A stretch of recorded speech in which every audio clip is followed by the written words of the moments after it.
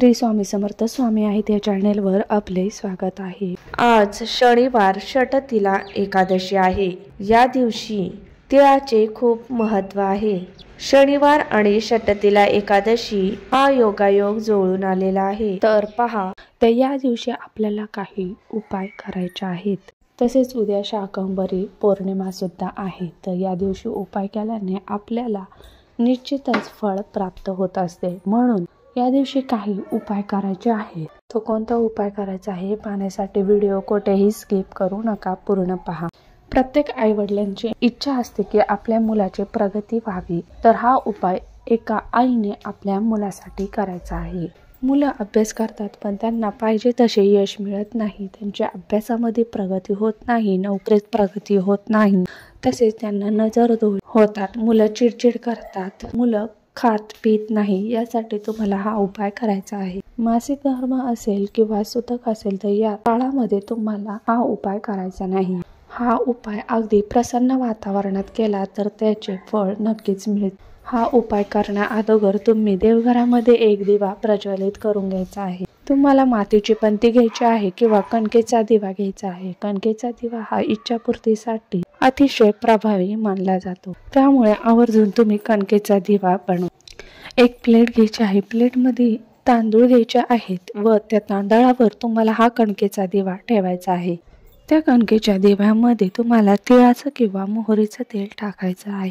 2 वातींची एक जोडवात करून ठेवायची आहे। तसेच त्या दिव्यामध्ये तुम्हाला अखंड लवंग, फुलाची लवंग टाकायची आहे। तसेच एक हिरवी वेलची सुद्धा त्या दिव्यामध्ये टाकायची आहे। थोडेसे सफेद किंवा काळे कोणते तीळ असेल ते थोडेसे चिमूटभर त्यामध्ये टाकायचे आहे। दिव्याला हळदी कुंकू व्हायचा आहे, फूल व्हायचा आहे, दिवा प्रज्वलित करायचा आहे आणि त्यानंतर त्याबरोबरच आपल्याला काही सेवा करायची आहे। यानंतर तुम्ही विष्णू सहस्रनाम पठण करायचा। पठण करणे शक्य नसेल तर श्रवण करायचं आहे। यानंतर तुम्हाला ओम सूर्याय नमः या मंत्राचा देखील जप करायचा आहे। या दोन्ही सेवा झाल्यानंतर तुमची जी काही इच्छा आहे ती भगवान विष्णूंना सांगायची आहे। मुलांची पाहिजे तशी प्रगती होत नाही किंवा यश मिळत नाही, नोकरी मिळत नाही, विवाह जुळून येत नाही किंवा नजरबाधा झालेली आहे, तुमची कोणतीही कठीण इच्छा असो ती तुम्ही विष्णूंना सांगायची आहे। सांगून झाल्यानंतर तो दिवा कमीत कमी 1 तास तरी प्रज्वलित राहील याची काळजी घ्यायची आहे। तसेच तुम्हाला तुळशी मातेचीही पूजा करायची आहे। तुळशी मातेला धूप दीप लावून घ्यायचा आहे, फूल अक्षता वाहायच्या आहेत व मनोभावे नमस्कार करायचा आहे। यानंतर ज्या मुलाची नजर दोष काढायचा आहे, सर्वप्रथम त्याला एक आसन द्यायचं आहे व त्या आसनावर बसायला सांगायचं आहे। फक्त त्याचं तोंड दक्षिणेकडे होणार नाही याची काळजी घ्यायची आहे। 5 अखंड सुकलेल्या लाल मिरच्या घ्यायच्या आहेत। खडे मीठ घ्यायचं आहे। त्यानंतर झाडूचा फळ घ्यायचा आहे। झाडू हा आपल्या घरातील नकारात्मकता दूर करत असते व सकारात्मक वातावरण ठेवत असते। त्यानंतर थोडे खडे मीठ घ्यायचे आहे।